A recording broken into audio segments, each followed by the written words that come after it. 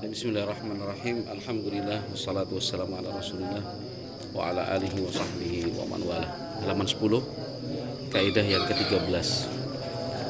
Qala Syekh Al-Utsaimin rahimallahu taala al-aslu fil 'adati al-ibahah wal aslu fil ibadati al-hazru.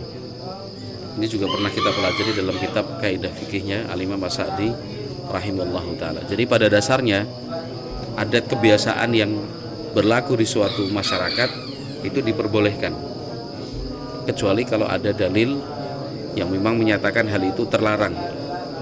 Sebaliknya wal aslu fil ibadati al hadru, pada dasarnya dalam melaksanakan ibadah itu dilarang. Jadi tidak boleh seseorang itu mengaku-ngaku dan menyatakan bahwa ini ibadah. Nah, itu dilarang, kecuali memang ada dalil yang menyatakan bahwa hal itu adalah ibadah.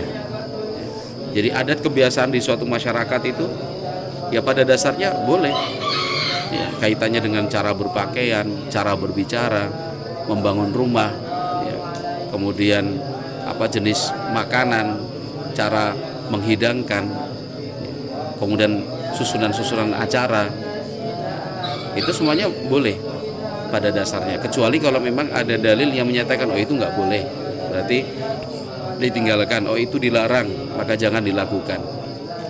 Sehingga tidak benar kalau ada pernyataan bahwa Islam itu menghapus adat, Islam itu melarang kebiasaan yang berlaku di suatu tempat. Tidak, ya adat dan kebiasaan itu silakan ya, dilakukan, silakan dikerjakan. Tapi kalau ada yang melanggar syariat, itu yang ditinggalkan. Ya, itu yang ditinggalkan.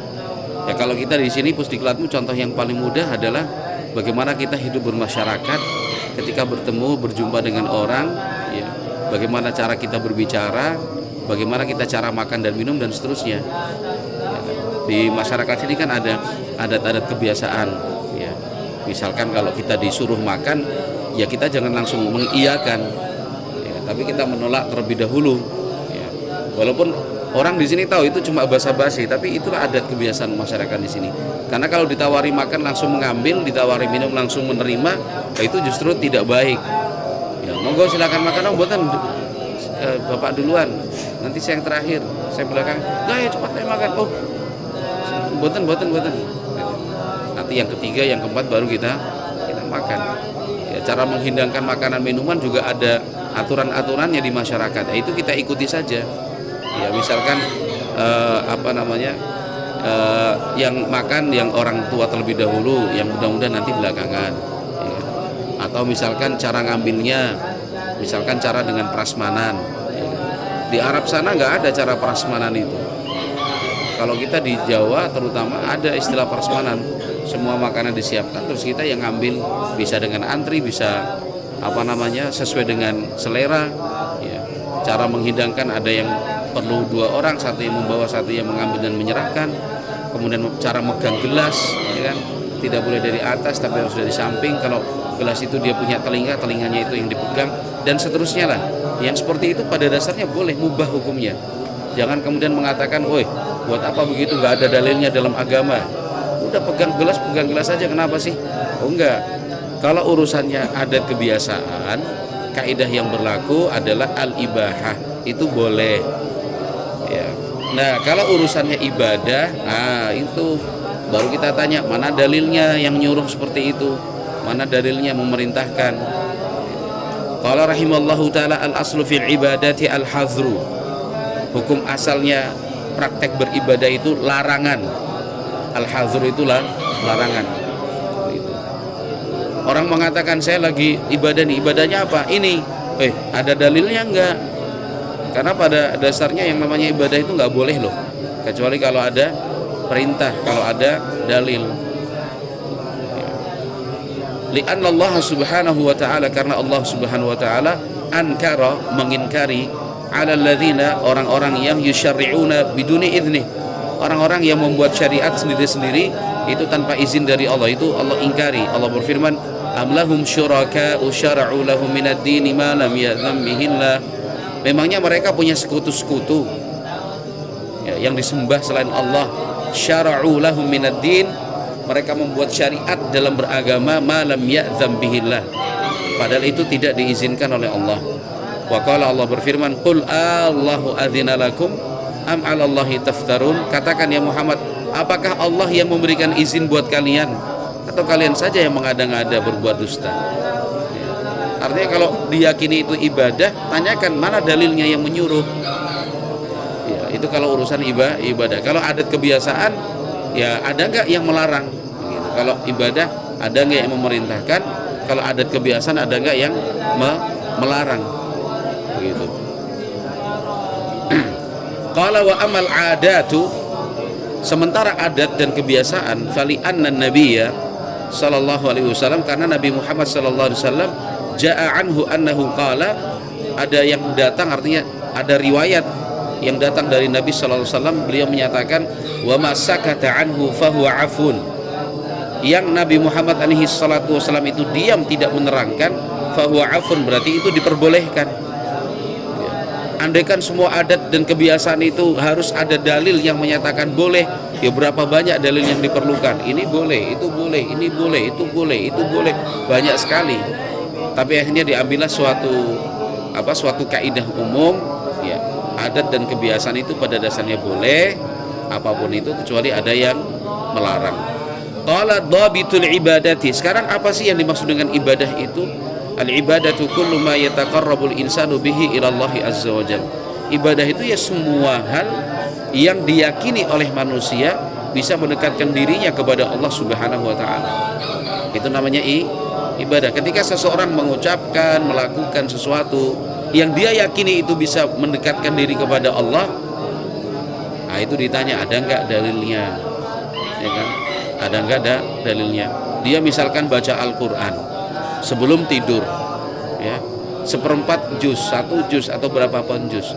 Ketika ditanya, ngapain kamu itu baca Al-Quran? Lo buat apa? Ya supaya rezekinya lancar, ya kemudian selamat dunia akhirat dan segala macam itu. Pokoknya macam-macam disebutkan. Ya kita tanya ada nggak dalilnya?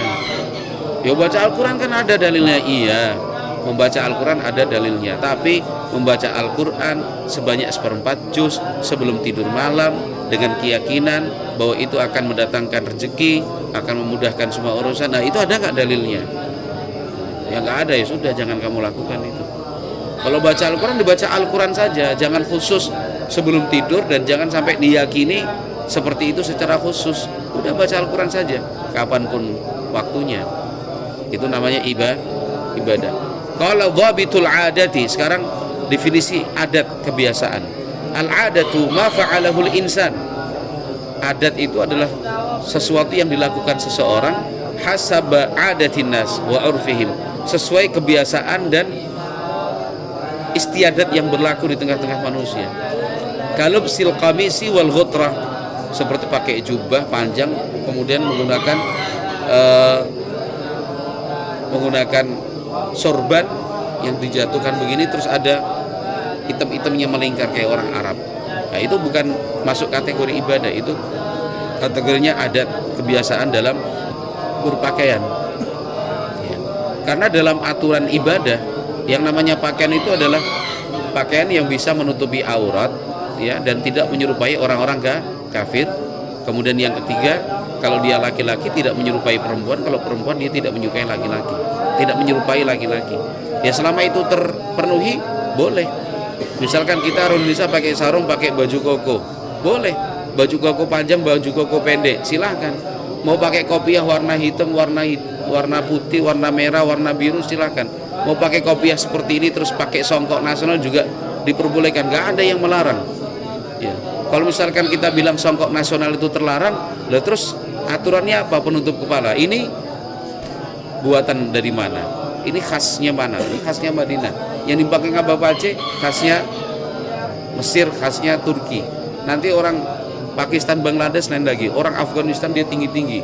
Orang Afrika dia pasti begini modelnya. Ya. Maka boleh-boleh saja kita menggunakan songkok nasional. Kenapa? Karena itu menutup kepala. Dan itu bukan ibadah, itu adat kebiasaan orang dalam berpakaian.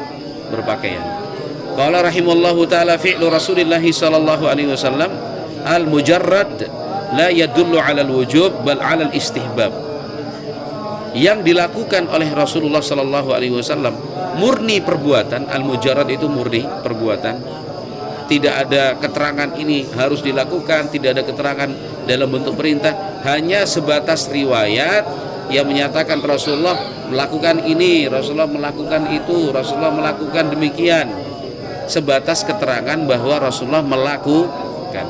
Itulah yadullu 'alal wujub, tidak menunjukkan wajib, bal 'alal istihbab, tetapi itu menunjukkan sunnah.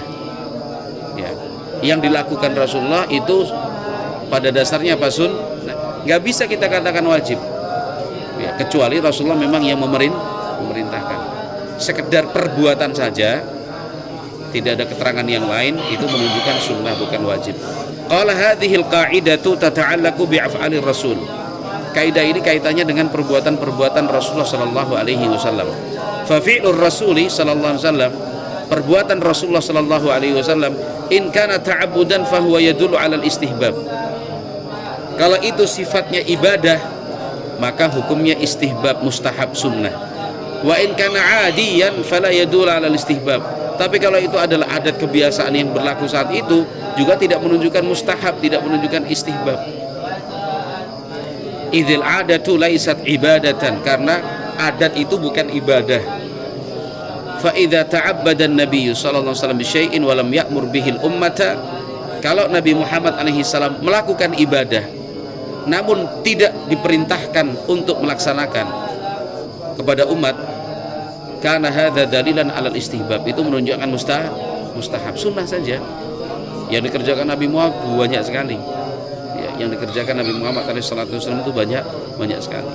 Tapi ketika yang dilakukan Nabi itu tidak ada perintahnya, sekedar melakukan saja, artinya Nabi Muhammad melakukan tapi tidak memerintahkan, itu namanya mustahab. Li'anna fi'lahu yurajjihu istihbabah.